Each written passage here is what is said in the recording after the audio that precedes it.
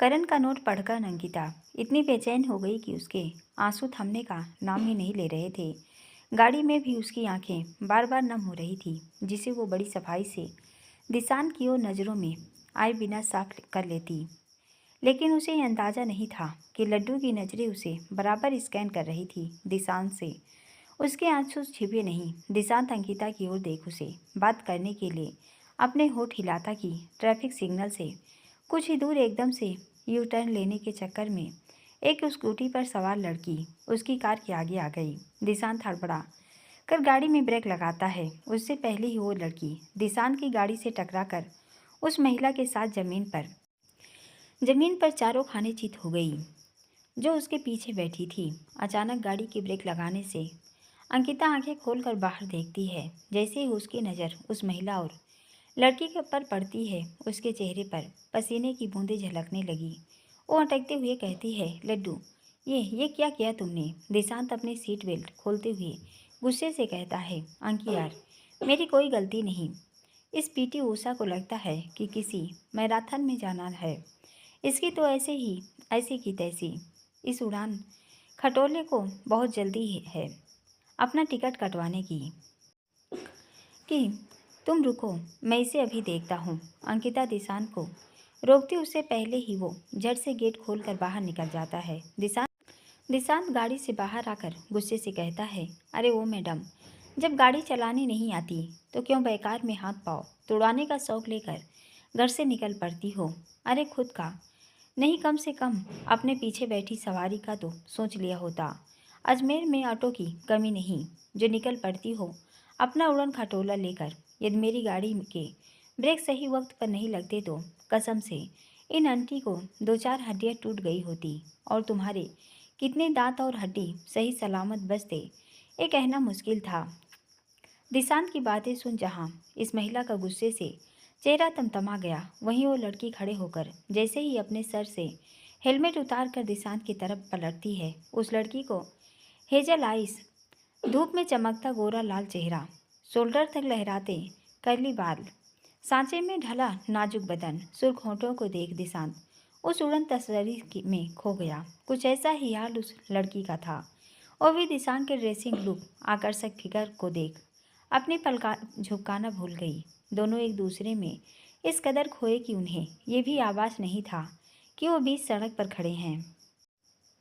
वो महिला दिशांत को घूरते हुए अपनी बेटी की तरफ हाथ बढ़ाकर गुस्से से फिरक कर कहती है, पायल, कहाँ है तेरा ध्यान? हाथ दे अपना। वो लड़की अपनी माँ की आवाज़ सुन होश में आकर अपना हाथ बढ़ाती, उससे पहले ही अंकिता फुर्ती से गाड़ी से बाहर निकल उस महिला के आगे अपना हाथ बढ़ाकर शांत स्वर में कहती है, आंटी आराम से खड़े होइए। वो महिला अंकिता की तरफ अपनी जलती आंखों से देखते हुए कहती है, ओह तो तुम भी इस महाशय के साथ हो, ये अच्छा है। पहले गिराओ फिर बीच सड़क पर हमदर्दी दिखाओ। व्यंग से अपने शब्दों को चबाते हुए कहती है, हॉस्पिटल में पेशेंट की कमी पड़ गई जो अब नया पेशा ढूंढ लिया। पहले लोगों को गिराना, फिर इलाज के बहाने अपने हॉस्पिटल एडमिट करवाना और मनगढ़ंत कहानी बनाकर पैसा ऐंठना। उस महिला की जली कटी बातें सुन अंकिता की आंखें भीग गई। फिर भी वो अपने को कंट्रोल में रख पड़ी सनीलता से, आंटी प्लीज़ बीच सड़क पर कोई सीन क्रिएट मत कीजिए। आप पहले उठकर एक बार खड़े हो जाइए। आपका जो नुकसान। वो महिला अंकिता की पूरी बात होने से पहले गुस्से में तमतमा कर कहती है, तू मेरा नुकसान भरेगी? अरे वाह, देखो बोल कौन रहा है जिसकी सुरेखा गोयल के सामने खड़े होने की औकात नहीं। तू भरपाई करेगी मेरी। और क्या कहा तूने? तमाशा मैं कर रही हूँ। अरे हिम्मत कैसे हुई डॉक्टर तेरी मुझसे इस लहजे में बात करने की? आरती का केस क्या 100 कर लिया? अपने को 30 मार खान समझने लगी। मेरे सामने चालाकी मत दिखाना लड़की। केशव करण नहीं हूँ जो तेरे झांसे में आ जाऊंगी। जोर से चिल्लाकर पायल, कहाँ ना हाथ दे अपना। उस महिला के तेवर देख दिशांत को कुछ बातें समझ आ गई कि वो शायद करण की पहचान वाली है, लेकिन फिर भी इतनी देर से वो हैरानी से कभी अंकिता को तो कभी सुरेखा की ओर देख रहा था। लेकिन उनकी कड़वी बातें सुन अब उसकी सहन शक्ति जवाब दे गई। वो अंकिता के पास आकर उसका हाथ पकड़ अपनी तरफ खींच उस महिला को उंगली से पॉइंट आउट करके कहता है, बस बोल लिया आप। मैं नहीं जानता आप अंकिता को इस लहजे में क्यों बात कर रही हैं, लेकिन कम से कम अपनी उम्र का लिहाज तो रखिए। एक तो अपनी बेटी रॉन्ग साइड ओवरटेक कर रही थी, गाड़ी संभली नहीं उससे, और आप सीधा धरती माता की गोद में आकर थम गई। वो तो शुक्र मनाइए आंटी जो मेरा पैर ब्रेक पर था, वरना अभी शरीर पट्टियों से लिपट जाता। हाथ दीजिए अपना। एक बार खड़े होकर देखिए, कहीं पैर में मोच तो नहीं आ गई। दिशांत के इतनी नम्रता से बोलने पर भी जब सुरेखा खड़ी नहीं होती तो दिशांत पायल की तरफ देखता है। पायल जो अभी भी दिशांत को एकदम देख रही थी। दिशांत उसके सामने चुटकी बजाते हुए कहता है, मोहतरमा इस तरह आंखें फाड़े क्या देख रही हो? अरे भूत या एलियन नहीं, इसी लोक का प्राणी हूँ। माना हैंडसम हूँ, लेकिन मेरे चेहरे में इस कदर मत खोइए कि अपनी माँ को भूल जाएं। जल्दी से उठाकर उन्हें चेक करिए, सारे पुर्जे सही सलामत तो हैं। पायल एकदम से होश में आकर सुरेखा जी की ओर अपना हाथ बढ़ाते हुए उन्हें खड़े करने की कोशिश करती है, लेकिन भारी शरीर होने से वो अकेले उन्हें हैंडल नहीं कर पाई। अंकिता सहारा देने आगे बढ़ती उससे पहले ही दिशांत दूसरी साइड से सुरेखा को सहारा देने के लिए अपना हाथ उनके बैग पर रखता है कि पायल के नाजुक हाथों पर दिशांत का हाथ जाकर रुक गया। दोनों एक दूसरे के स्पर्श से अलग ही अनुभूति हुई। दोनों की नज़रें सुरेखा के पीठ के पीछे अपने हाथ पर जम गई। दोनों फिर एक दूसरे की निगाहों में उलझ गए।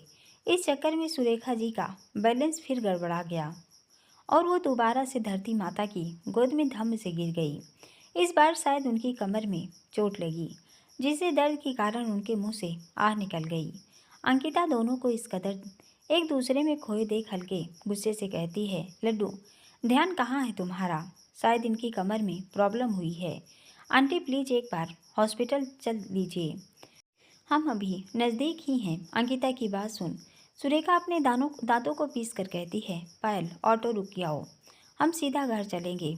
अंकिता को सुरेखा के चेहरे पर एक वक्त दर्द की लहर दिख रही थी। वो एक बार फिर अपना हाथ पकड़ कहती है, आंटी आपका चेहरा देखकर लग रहा है आपको बहुत दर्द है, प्लीज़ कहना मान लीजिए। रुकिए, मैं करण जी को फ़ोन। अंकिता के मुंह से करण का नाम सुनते ही सुरेखा उसका हाथ पकड़ गुस्से में कहती है, डॉक्टर कितनी बार कहा है मेरे बेटे से दूर रहना, समझ नहीं पड़ता तुम्हें? अपना काम करो।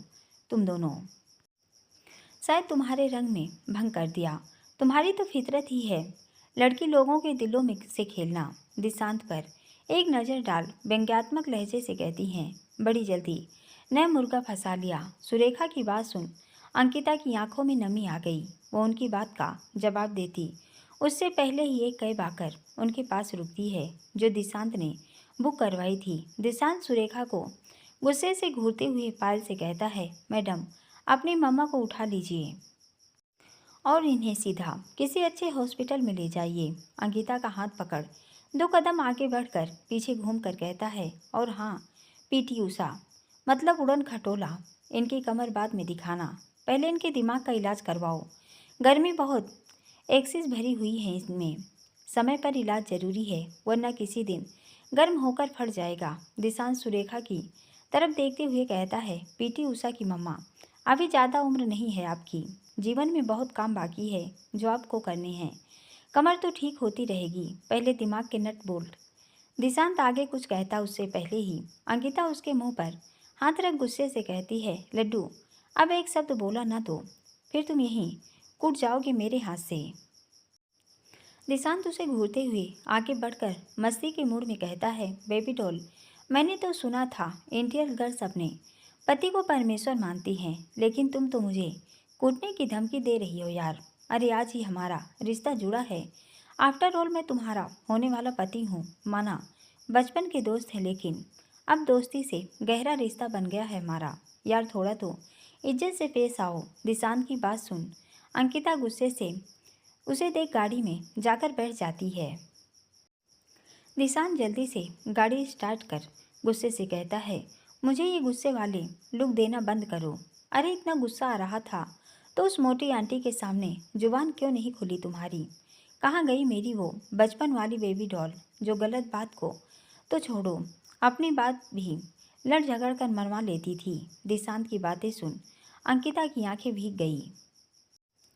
दिशांत उसका हाथ पकड़ गियर पर रखते हुए गंभीर आवाज में कहता है, सॉरी बेबी डॉल, मेरा इंटेंशन तुम्हें हर्ट करने का नहीं था यार, लेकिन इन मोटी आंटी की कड़वी बातें सुन मेरा दिमाग गर्म हो गया। ये करण की। अंकिता नम आंखों से कहती है, हाँ लड्डू, ये करण जी की मम्मा है, पता नहीं क्या दुश्मनी है मुझसे, जो मुझे देखते ही इनकी आंखें जल उठती हैं। एक मौका नहीं छोड़ती मुझे नीचा दिखाने का। और करण जी इनकी कोख की पैदाइश हैं, लेकिन लड्डू देखो दोनों में अंतर। एक शीतल शांत नर्म कोमल सा व्यक्तित्व और दूसरा बिन मौसम आंधी तूफान सा। दिशांत सामने देखते हुए गंभीर आवाज में कहता है, बेबी डॉल, और वो लड़की शायद करण की। अंकिता दिशांत के चेहरे के बदलते हाव भाव देखकर कहती है, करण जी की छोटी बहन है पायल। क्या बात है लड्डू। पायल को देखते ही क्लीन बोल्ड हो गई। वैसे जादू है उसके चेहरे में, इतनी खूबसूरत है कि कोई भी दीवाना हो जाए। और तुम तो वैसे भी एक नंबर के। अंकिता की जुबान पर एकदम से ब्रेक लग गई, क्योंकि दिशांत उसकी ओर बेहद गुस्से से देख रहा था।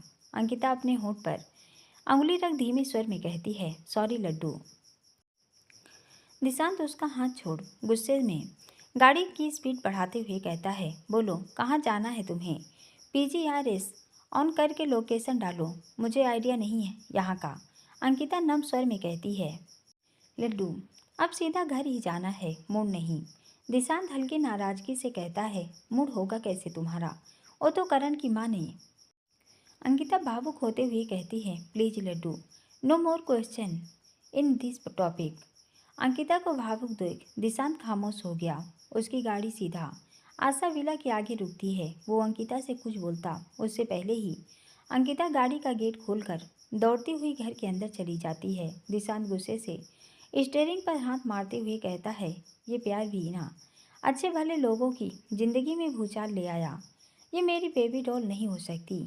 जो लड़की बिना बात के भी लोगों की बैंड बजा देती थी, आज उस मोटी आंटी की कड़वी बातें सुनकर भी चुप रही।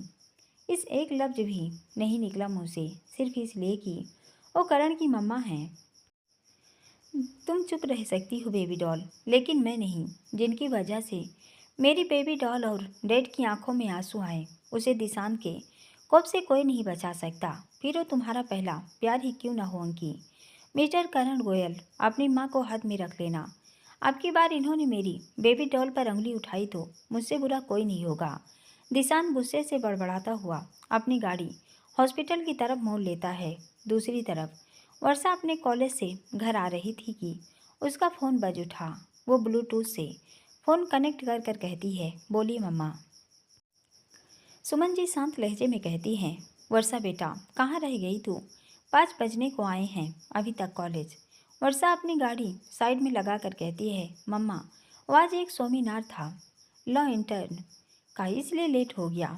रास्ते में हूँ, बस 15 मिनट में पहुँच रही हूँ।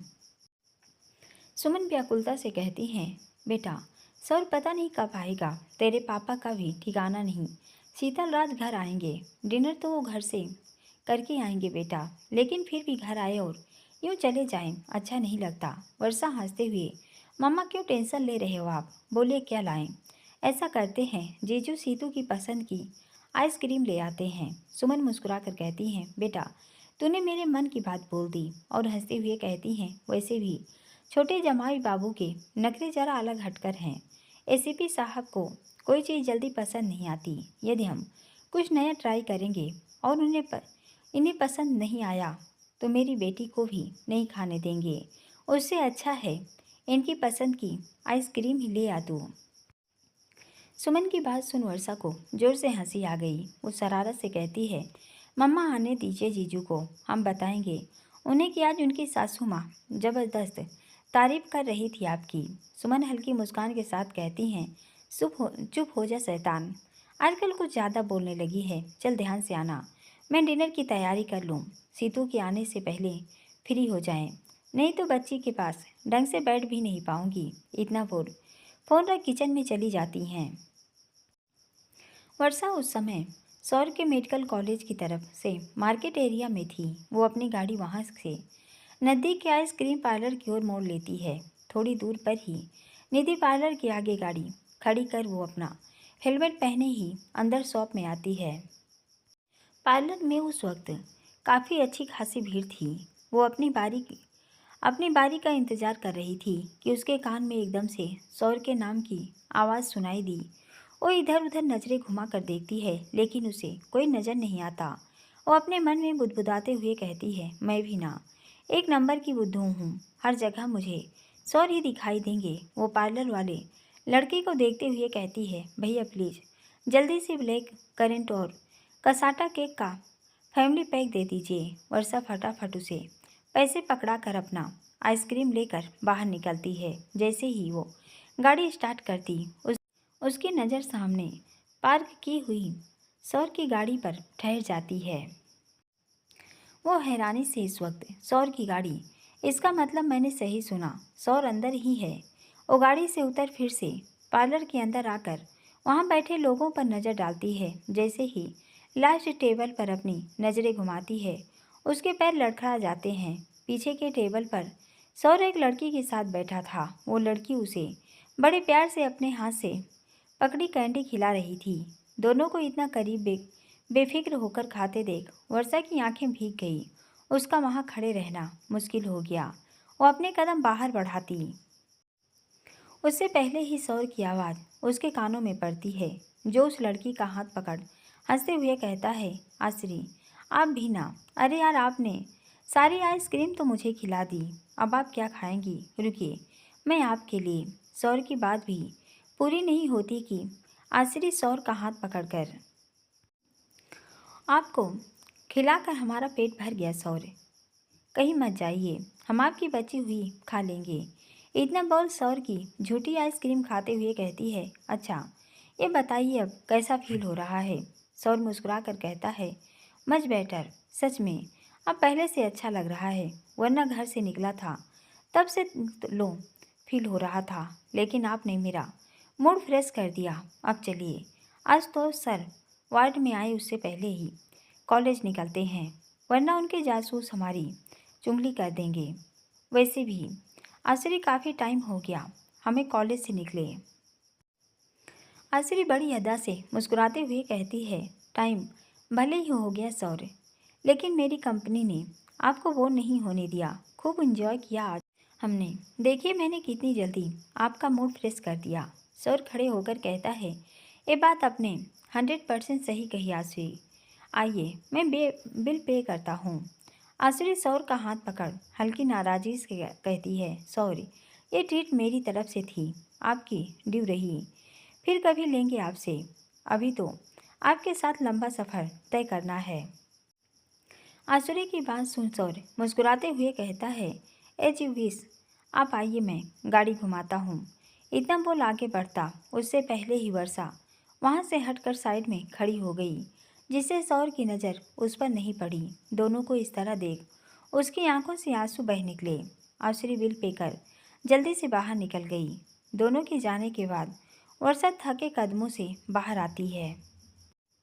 सौर गाड़ी की टेक लगाए आसुरी का इंतजार कर रहा था। जैसे ही आसुरी सौर के पास आती है, वो गाड़ी का गेट खोलता उससे पहले ही आसुरी एकदम से सौर का हाथ पकड़ लेती है। सौर पीछे मुड़कर हैरानी से कहता है, क्या हुआ? आसुरी अपना पर्स खोल उसमें से हैंकी निकाल सौर के होठों के पास लगी आइसक्रीम साफ करते हुए कहती है, वो आपके होंठ पर। सौर उसका हाथ पकड़ कर कहता है, आप रहने दीजिए, मैं करता हूँ। आसुरी हल्के से मुस्कुराते हुए कहती है, सौर, एक ही बात है, हम फ्रेंड के साथ साथ आपके बैचमेट भी हैं, फॉर्मल रहिए ना, दोस्तों में इतना तो हक बनता है। लीजिए, हो गया। इतना बोल अपने बैग में हैंकी रख लेती है। सौर मुस्कुराकर गाड़ी स्टार्ट करता है। आसुरी उसके पास आकर बैठती है। उसके बैठते ही सौर गाड़ी लेकर वहाँ से निकल जाता है। सौर के जाते ही वर्षा की आंखों के आंसुओं ने अपनी रफ्तार पकड़ ली। हाथ में पकड़ी आइसक्रीम पूरी मेल्ट होकर उसकी सलवार कुर्ती पर गिरने लगी। एक लड़का वहाँ से निकलते हुए वर्षा को देखकर कहता है, मैडम, आपकी आइसक्रीम पूरी मेल्ट। वर्षा अपनी आंसू भरी आंखों से अपने हाथ की तरफ देखती है और पूरा पैक वहाँ रखे डस्टबिन में डाल गाड़ी स्टार्ट कर रवाना हो जाती है। वो घर पहुँच गाड़ी खड़ी करके डोल बेल बजाती है। पूरे रास्ते उसकी आंखों के आंसू नहीं रुके। जितनी तेजी से उसके आंसू बह रहे थे, आज उतनी ही तेज उसकी गाड़ी की स्पीड थी। आंखें अभी भी पूरी आंसू से भरी हुई थी। सुमन गेट खोलकर वर्षा को देखते हुए कहती हैं, आ गई बेटा।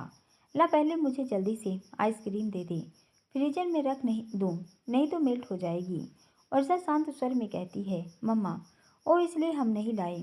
अभी तो जीजू के आने में टाइम है। मैं बाद में यही नुक्कड़ वाले विष्णु की दुकान से ले आऊँगी। सुमन उसकी आवाज़ में बेचैनी देकर कहती हैं, क्या बात है वर्षा, मुझसे झूठ बोलने की कोशिश मत कर। हुआ क्या है तुझे? अरे अभी थोड़ी देर पहले बात हुई, तब तक तो बिल्कुल ठीक थी। अचानक से क्या हुआ? तू अच्छे से जानती है ना, विष्णु की दुकान पर लिमिटेड फ्लेवर मिलते हैं। सच बता, क्या बात है? वर्षा अपनी नज़रें चुराते हुए कहती है, कुछ नहीं मम्मा, और थोड़ा सर भारी हो रहा है। थोड़ी देर रेस्ट करूँगी तो आराम मिल जाएगा। सुमन के गले लग अपनी आंखों के आंसू पोंछ कर कहती है, मम्मा सॉरी, आज आपको अकेले डिनर बनाना पड़ेगा। सच में सर दर्द हो रहा है। सुमन उसकी पीठ सहलाते हुए कहती हैं, कोई बात नहीं, जाकर अपने रूम में रेस्ट कर। तेरे पापा से बात हो गई, रास्ते में है, मैं फ़ोन करती हूँ, वो ले आएंगे, तू जा। वर्षा सुमन के गले लग नम आंखों से कहती है, मम्मा क्या हम थोड़े दिन अपने घर जा सकते हैं? शादी के बाद आज तक हम मम्मी पापा के पास, आज बहुत याद आ रही है उनकी, प्लीज़। सुमन गंभीर स्वर में कहती है, वर्षा अपना घर बेटा, मुझे तो आज तक यही लगता था ये घर अब तेरा है, लेकिन तू तो आज भी। वर्षा आंखों में नमी लिए, सॉरी मम्मा, मेरा वो मतलब नहीं था। वो मुँह से सुमन गहरे स्वर में कहती है, जब एक के बाद एक झूठ बोलने पड़े तो अक्सर जुबान फिसल जाती है वर्षा। नहीं बताना मुझे, कोई बात नहीं, लेकिन उम्मीद करती हूँ अब झूठ और मत बोलना। जाओ अपने कमरे में जाकर रेस्ट करो। वर्षा सुमन की बातों से निशब्द हो अपनी आंखें पोंछती हुई रूम में चली गई। सुमन चिंतित स्वर में अपने आप से कहती हैं, ऐसा क्या हुआ इसे जो ये इतनी बेचैन हो रही है? आज तक मुझसे झूठ नहीं बोला इसने, और अभी एक के बाद एक। हे प्रभु, मेरे बच्चों पर अपने मेहर बनाए रखिए। आज सौर से बात करनी होगी मुझे। कहीं इन दोनों के बीच कुछ मनमुटाव तो नहीं चल रहा। ये आजकल के बच्चे भी ना हद करते हैं। जरा जरा सी बातों पर शीत युद्ध छिड़ जाता है। कैसे ये अपना रिश्ता निभाएंगे? अभी तो साल नहीं हुआ शादी को, और अभी से इनमें खींचातानी शुरू हो गई। वो अपने में उलझी शेखर जी को फ़ोन कर काम में लग जाती हैं। इधर वर्षा अपने कमरे में आकर गेट बंद कर बिस्तर पर गिर पर फपक उठी। वो सुबकते हुए कहती है, हमसे झूठ बोलने की क्या ज़रूरत थी सौर? हमने कॉलेज से निकलते वक्त आपको फ़ोन किया तो हमें झूठ बोला कि कॉलेज के काम में व्यस्त हूँ, और यहाँ आप आसुरी के साथ उसकी झूठी आइसक्रीम शेयर कर रहे थे, वो भी पब्लिक पैलेस पर। ऊपर से उसने आपके होठों को टच किया। नहीं देख सकते हम आपको किसी और के साथ, उस लड़की के कारण आज आपने झूठ बोला हमसे। नहीं बर्दाश्त करेंगे हम सौर, आपकी पत्नी हैं हम। आज आपको हमारे सवालों के जवाब देने होंगे। और रोते हुए बिना चेंज किए सो गई। अग्रवाल हाउस में शाम के 6 बज रहे थे। सरला हॉल में अपनी माँ के साथ बैठी शीतल के नीचे आने का वेट कर रही थी। बार बार उसकी नज़र घड़ी की सुइयों पर ठहर रही थी। नानी माँ शांत स्वर में कहती हैं, सरला ये शीतल अभी तक नीचे नहीं आई, कहीं फिर से तबीयत तो नहीं बिगड़ गई? सरला गंभीर स्वर में कहती हैं, माँ मुझे सपना नहीं आ रहा, नीचे आएगी तब आप ही पूछ लेना। 6 बज गए, अभी तक नहीं उठी, जबकि राज ने मुझे फ़ोन पर बताया था आज दोनों डिनर के बाद शीतल के मायके जाने वाले हैं। मैंने इसे दोपहर में ही कहा था डिनर जल्दी रेडी करना और दोनों खाना खाकर घर से जाना, लेकिन इन आजकल की लड़कियों को किसी की परवाह नहीं, करेंगी वही जो इनके पति कहेंगे। नानी माँ सरला को टपकते हुए कहती हैं, सरला कैसे बातें कर रही है तू? शीतल नीलू जैसी प्यारी और सुलझी हुई बहुएं हैं तेरी। अरे बच्ची है, नींद लग गई होगी। सरला गुस्से से कहती है, जानती हूँ माँ, अच्छे से अपनी दोनों बहियों को समझदार हैं, लेकिन उसे पता है घर में सभी को टाइम से चीज़ चाहिए। आप बताइए मैं कब चाय के लिए उसका वेट करूं? जोर से चिल्ला कर कहती हैं, राजू मेरी और माँ की चाय बना दो। नानी माँ सरला को गुस्से से देख अपने पास रखा। फ़ोन उठाकर शीतल का नंबर लगाने लगी। सरला तिरछी नज़र अपनी माँ पर डालते हुए कहती हैं, उठा दीजिए अपनी लाडली बहू को। नानी माँ मुस्कुरा कर कहती हैं, हाँ है वो मेरी लाडली, जिससे जलने वाली क्या बात है सरला। अरे मेरे राज की सोना, लाखों में एक है समझी। और अपनी बहू के बारे में एक शब्द नहीं सुन सकती मैं। यूँ बोल न कहीं खाना ना बनाना पड़ जाए, किचन में काम करना पड़ेगा तुझे, इसलिए तेरा बीपी हाई हो गया। सरला अपनी आंखें बड़ी करके कहती है, माँ। नानी माँ अपनी हंसी दबाते हुए कहती हैं, क्या माँ, कान खोल कर सुन ले। आज मैं तेरे हाथों से बनी गट्टे की सब्जी और करेले खाऊंगी, और हाँ, मेरे राज की पसंद की मीठी दाल चावल भी। राजू के हाथ की चाय पी और लग जा काम पर। जब तक मेरी सोना आ जाएगी, वो जूनियर को रख लेगी। तू आज किचन संभाल। थोड़ा चलेगी फिरेगी तो पैरों की एक्सरसाइज हो जाएगी। पूरा दिन सोफे पर बैठकर निकाल दिया, ऊपर से रात को मेरे दामाद को तंग करेगी। बेचारों को रोज रात को मालिश करनी पड़ती है तेरे पैरों की। अपनी माँ की बातें सुन सरला का दिमाग सुन्न हो गया। वो हैरानी से मुंह खोले उनकी तरफ देखने लगी। सरला गुस्से से उन्हें घूरते हुए कहती हैं, एसीपी की आत्मा तो नहीं घुस गई आप में, या उसका जूठा खा लिया जो आज दिमाग ठिकाने पर नहीं। बोरा गई हैं आप। नानी माँ हंसते हुए कहती हैं, मेरा तो दिमाग ठिकाने पर है सरला, तू अपना सोच। अभी से सठिया गई। अरे अभी तो मेरे राज की सिंड्रेला भी नहीं आई और दादी की सटक गई। राजू मुस्कुराते हुए माँ बेटी की नोक-झोंक सुन रहा था। वो चाय का कप टेबल पर रखकर कहता है, माँ डिनर की तैयारी कर दूँ, बता दो क्या बनाऊँ। सरला अपना कप उठाकर कहती हैं, ऐसा करो सब मिलकर पागल बना दो मुझे। गुस्से से अभी कुछ नहीं करना। लाड साहब आज घर में हैं, अपने आप उनकी सोना को बता देंगे क्या खाना है उन्हें। तू जाकर बाजार से ताज़ी सब्जियां ले आ। राजू धीरे से कहता है, जी माँ। इतना बोल वहाँ से निकल गया। सरला घूरते हुए कहती हैं, हंसी मत, चाय ठंडी हो जाए उससे पहले गटक लीजिए, क्योंकि मैं दोबारा नहीं न बनाऊंगी न गर्म करूंगी। इतना बोल मुस्कुराते हुए चाय पीने लगी। दोनों एक दूसरे को देखती हैं और खिलखिलाकर हंस पड़ती हैं। इधर राशि के कमरे में तीनों आराम से सोए हुए थे। कुसा नींद में ही अपने हाथ पैर चलाकर बड़बड़ा रही थी। राज एकदम से उसके साइड घूमकर उसे अपने सीने से लगाते हुए कहता है, प्रिंसेस व्हाट हैपेंड। कुसन नींद में ही राज को पकड़कर कहती है, हैंडसम छोटे बेबी को पकड़ो, वो गिर जाएगा। और नींद में भी दोपहर वाली बातें दोहरा रही थी। उसकी मासूम बातें सुन राज के चेहरे पर स्माइल आ गई। वो उसके बालों में हाथ घुमाते हुए कहता है, डोंट वेरी डॉल, बेबी मम्मा के पास है, आप सो जाइए। वो उसे अपने और करीब करके सुला देता है। कुसा के सोते ही राज शीतल की तरफ घूमकर उसकी साइड रखा। अपना मोबाइल उठाकर जैसे ही ऑन करता है, टाइम देख उसका सर घूम गया। वो शीतल पर एक नज़र डालते हुए कहता है, ये देखो, रात में नींद मेरी खराब हुई और इन्हें देखो कितने आराम से गधे घोड़े बेचकर सो रही हैं। टाइम का होश नहीं है, ऊपर से इन्हें मायके जाना है। वो शीतल के गालों को थपथपाते हुए कहता है, सोना। राज शीतल राज का हाथ पकड़कर कहती है, क्या है, कितनी मीठी नींद आ रही है राज, सोने दीजिए। राज उसकी बात सुन मुस्कुराकर उसे 2-3 बार उठाने की कोशिश करता है, लेकिन शीतल की नींद के तो क्या आंखें नहीं खुलती। अब राज का सब्र जवाब दे गया। वो शीतल को देख गुस्से में बड़बड़ाते हुए कहता है, बहुत देर हो गई, प्यार से उठाते हुए, लेकिन इसे मेरे प्यार की भाषा समझ नहीं आती। आदत पड़ गई है, बिना डांट खाए इस लड़की से कोई काम नहीं होता। मैडम रुको, अब देखो तुम्हारी नींद कैसे खुलती है। वो अपना मोबाइल ओपन कर एक वीडियो ऑन करता है और शीतल के कान के पास रखकर उसकी ओर देखता है। मोबाइल से आती सरला की कर आवाज़ में कहती हैं, नीलू बहू भूले से भी फ़ोन मत करना अपनी देवरानी को। मैं भी देखूं आज ये राज की सोना कितने बजे उठती है। शाम होने को आई, ये अभी तक नीचे नहीं आई। अपनी सासू माँ की गुस्से भरी आवाज़ सुन गहरी नींद में सोई शीतल कांप गई। सरला का उसे इतना खौफ कि शीतल एक झटके में उठकर हड़बड़ाते हुए कहती है, राज। ओ माँ गुस्सा हम फिर उठने में लेट। एकदम से उसकी नज़र राज पर पड़ती है, जो शीतल को डरा हुआ चेहरा देख मंद मंद मुस्कुरा रहा था। शीतल एक बार राज को तो दूसरी बार मोबाइल को देख राज को घूरते हुए कहती हैं, सिंड्रेला चाहिए इन्हें। खुद की हरकतें छोटा भीम जैसी राजू जैसी है अभी तक।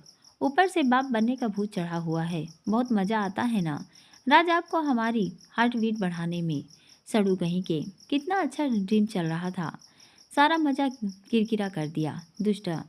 राज एकदम से शीतल को अपने करीब करके उसके होठों पर उंगली घुमाते हुए कहता है, चुप, एकदम चुप। पटर पटर बंद करो अपनी और मोबाइल में टाइम देखो। अभी तो सिर्फ डेमो दिखाया है। मम्मा की आवाज़ का नीचे जाओ एक बार। जब उनकी घूरती आंखें और चार भजन सुनोगी ना, तब हार्ट बीट हो क्या, बीपी शुगर सब बढ़ जाएगा तुम्हारा। अरे यार, इतनी देर से प्यार से उठा रहा हूँ, सोना उठ जाओ। लेकिन मैडम को स्वप्न लोक में विचरण करना है। अब जाओ नीचे, मम्मा अपने शब्द बाणों से सीधा भूलोक के दर्शन कराएंगी तुम्हें। राज की बात सुन शीतल का मुंह उतर गया। सरला के डर से उसकी बोलती बंद हो गई। उसे इतना नर्वस देख राज को मजा आ रहा था। उड़ते हुए कहता है, अभी और आड़े टेढ़े मुंह बनाने में टाइम वेस्ट करो। जब मुंह सीधा हो जाए तो मैडम नीचे आ जाना। मैं प्रिंसेस को लेकर जा रहा हूँ, जल्दी आओ। शीतल राज का हाथ पकड़कर कहती है, प्लीज राज, हमें छोड़कर अकेले मत जाइए। सॉरी, वो आपके सीने से लगकर ऐसा सोए कि नींद ही नहीं खुली। सब आपकी ही गलती। वो एकदम से अपनी जीभ दांतों के नीचे दबाकर अपना कान पकड़ राज के गालों को चूम कर कहती है, बस 2 मिनट में आते हैं, आप कहीं नहीं जाएंगे। इतना बोल जल्दी से वॉशरूम में भाग जाती है। शीतल का बचपना देख राज हंसते हुए कहता है, पागल लड़की, कौन बोलेगा इसे ये टीचर है। वो अपनी फिंगर क्रॉस करके कहता है, गॉड, कल मेरी सोना का रिजल्ट आने वाला है। शादी के बाद अपने सारे अरमानों को साइड में रख, सिर्फ मेरे कहने से अपने सड़ू की खुशी के खातिर ये एग्ज़ाम दिया है। इसकी मेहनत का फल जाया मत करना। मुझे पूरी उम्मीद है अपनी वाइफ की काबिलियत पर कि ये ज़रूर अग्रवाल खानदान का नाम रोशन करेगी। राज अपने में खोया हुआ था कि शीतल रेडी होकर उसके आगे चुटकी बजाते हुए कहती है, एसीपी साहब, हमारे सपने पर ब्रेक लगाकर खुद खो गए अपनी दुनिया में। और शरारत से मुस्कुराते हुए कहती है, अब आप डोल को उठाकर नीचे आराम से लाइए, हम चले आपकी शिकायत करने। वो जल्दी से राज के होठों को चूम उसे मुंह बनाकर कमरे से बाहर भाग जाती है। राज उसके पीछे आता है कि अपने कमरे से निकलते सीढ़ियों की तरफ जाते भरत से टकरा जाता है। भरत राज को कंधे से पकड़ शरारत से कहता है, अब कहाँ चले छोटे उस्ताद, बीवी चली गई आपकी। भरत नौटंकी करते हुए कहते हैं, जो एसीपी अपनी बीवी को नहीं पकड़ सकता, मुजरिमों को कैसे पकड़ेगा। हे भगवान, क्या होगा मेरे देश का। राज भरत को घूर कर कहता है, हो गया आपका ड्रामा। तो मेरे रूम में प्रिंसेस सो रही है, उठाकर नीचे ले आना। और हाँ, बेडशीट सही करके विंडो ओपन कर कर्टन लगाकर लाइट ऑफ कर देना। मैं अपनी बीवी को पकड़ता हूँ। इतना बोल भरत को तिरछा देख मुस्कुराते हुए विस्लिंग करता हुआ नीचे उतर जाता है। राज की बातें, उसका एटीट्यूड देख भरत का मुंह खुला का खुला रह गया। वो राज को घूट कर कहता है, बहुत शेर बना फिरता है ना, आने दे तेरे सिंड्रेला को। बेटा, ऐसा ट्रेंड करूँगा ना कि बोलती बंद कर देगी अपने डोडो की, नौटंकी कहीं का। राज सीढ़ियाँ उतरते हुए कहता है, मुंह बंद कर लो भाई, मक्खी मच्छर घुस गया तो टॉप रोमांस पर भी ब्रेक लग जाएगा। इतना बोल अपनी आई पिंक करता है। भरत राज की बात सुन मुस्कुराते हुए कहता है, बेशर्म चुप हो जा। वो राज के रूम में चला जाता है। शीतल राज को अपने पीछे आते देख सरला नानी माँ को आंखों से इशारा करती हैं। शीतल सरला का गुस्से वाला चेहरा देख डरते हुए कहती है, माँ वो आपकी चाय। सरला बनावटी गुस्सा करते हुए कहती हैं, टाइम देखा है घड़ी में या एसीपी साहब के कमरे की घड़ी बोल गई। राज को घूरते हुए शीतल से कहती हैं, मेरा चाय का टाइम निकल गया, अब नहीं पीऊँगी चाय वाय। और हाँ, 7 बजने वाले हैं। पहले अपने पति को उसकी कॉफ़ी बना कर दो, फिर डिनर की तैयारी करो। तुम्हारे पापा आते होंगे। शीतल धीरे से कहती है, जी माँ। वो अंदर किचन में आती उससे पहले ही राज उसका हाथ पकड़ गहरी आवाज़ में कहता है, डिनर बन जाएगा सोना। पहले शांति से तुम भी कॉफ़ी पियो। मम्मा भी ठीक नहीं, इसकी तबीयत। मेडिसिन के कारण नींद नहीं खुली उसकी। वैसे भी मैं लेट आया था। 5 बजे सोए हैं हम। सरला राज की बात सुन गुस्से से कहती हैं, मैंने इतनी रामायण सुनने को नहीं कहा तुझे। राज, हर वक्त जरूरी नहीं बीवी की हिमायती कर बनना। लेट सोए समझ आता है, लेकिन ये लाख रुपए का टुटुनिया लेकर घूमता है। इसमें अलार्म का ऑप्शन नहीं, तो फेंक दे कचरे में और ले आ एक बड़ा घंटार। कम से कम घंटे की आवाज़ सुनकर तेरी सोना टाइम से उठ तो जाएगी। और शीतल को देखकर कहती हैं, तुम अभी तक यहीं खड़ी हो। राजू नीमा मार्केट गए हैं, जाकर कॉफ़ी बनाओ। भरत भी आ गया है, तीनों कॉफ़ी पियो और काम में लग जाओ। अगर डिनर लेट हो गया तो मायके कल जाना। शीतल रुआसी होकर कहती है, जी माँ। राज शीतल का हाथ पकड़कर कहता है, चलो मैं हेल्प करता हूँ तुम्हारी। मम्मा डिनर लेट बने या जल्दी, सोना आज अपने मायके जरूर जाएगी। और हाँ, आपकी और नानी माँ के इशारे राज ने देख लिए, तो आपके ड्रामे का मुझ पर कोई असर नहीं होगा। सोना चिल मारो, ये दोनों माँ बेटी तुम्हारी जान सुखा रही हैं। आओ पहले कॉफ़ी बनाते हैं। और इतना बोल सरला को देख फ्लाइंग किस करके कहता है, आपका बेटा हूँ, इसलिए मुझे पागल मत बनाना। राज की बात सुन शीतल पीछे मुड़कर सरला को देखती है, तो दोनों माँ बेटी को खिलखिलाते देख उसकी आंखें हैरानी से बड़ी हो गई। वो बड़बड़ाते हुए कहती है, पूरे गुड़ माँ के आए हैं इनमें, और दोनों ड्रामेबाज हैं। कान्हा, हमारी किस्मत में ही ये माँ बेटे लिखे थे। दोनों हमें किसी दिन हार्ट अटैक करवाएंगे। राज को शीतल की धीमे कही बात भी सुनाई पड़ गई। वो उसको देख शरारत से कहता है, मम्मा आपकी लाडली बहू आपकी तारीफ में कसीदे पढ़ रही है, सुनना पसंद करेंगी आप? राज के बोलते ही शीतल की सांस हलक में आ गई। वो अटकते हुए कहती है, माँ वो हमने कुछ नहीं कहा, सॉरी। आगे से टाइम से सोकर उठेंगे। वो राज का हाथ छोड़ किचन में चली जाती है। दूसरी तरफ दिशांत अंकिता को घर छोड़ सीधा हॉस्पिटल आ गया। वो अपने केबिन में आकर आंखें बंद कर बैठ गया। दूसरी तरफ पायल सुरेखा को लेकर कैब से ALN अस्पताल पहुंचती है, लेकिन उस वक्त ओपीडी का टाइम नहीं था। वो उन्हें इमरजेंसी में दिखाती है। डॉक्टर पेन किलर लिख उसे पर्ची देते हुए कहते हैं, मैडम कल से 2 दिन डॉक्टर की स्ट्राइक है। आज शाम भी ओपीडी नहीं लगेगी। मुझे लगता है आंटी की स्लिप डिस्क में प्रॉब्लम हुई है। ऐसा करिए, आप मित्तल हॉस्पिटल में डॉक्टर आशीष बत्रा को दिखा ले दीजिए। आर्थो के बेस्ट डॉक्टर हैं, उनकी राय ले लीजिए। पायल सुरेखा को एक नज़र देकर कहती है, ओके थैंक्स डॉक्टर। इतना बोल सुरेखा को लेकर कैब में बैठती है और ड्राइवर से, भैया मित्तल हॉस्पिटल ले चलो। दोस्तों, पूरा पार्ट सुनने के लिए बहुत बहुत धन्यवाद। आप लोग कहानी सुन रहे हैं, लेकिन ना कमेंट और ना लाइक और ना ही सब्सक्राइब कर रहे हैं चैनल को। इसलिए प्लीज़ सब्सक्राइब कीजिए चैनल, कमेंट कीजिए लेकिन बिना किसी पात्र का नाम लिए, और एक लाइक तो कर ही दीजिए। धन्यवाद।